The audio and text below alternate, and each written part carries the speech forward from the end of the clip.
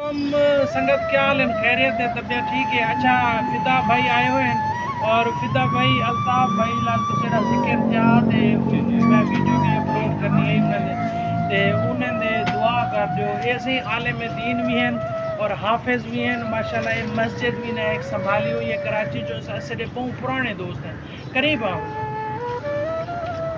अल्लाह ताला उनको औलाद अता फरमाए, अल्लाह ताला उसको नेक नरीना औलाद अता फरमाए, जो उसकी ख्वाहिश है अल्लाह ताला उससे भी वापरगार उसको अता फरमाए।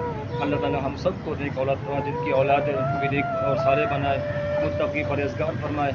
अल्लाह ताला सबको अपने अपने इस्तिताअत के मुताबिक औलाद अता फरमाए।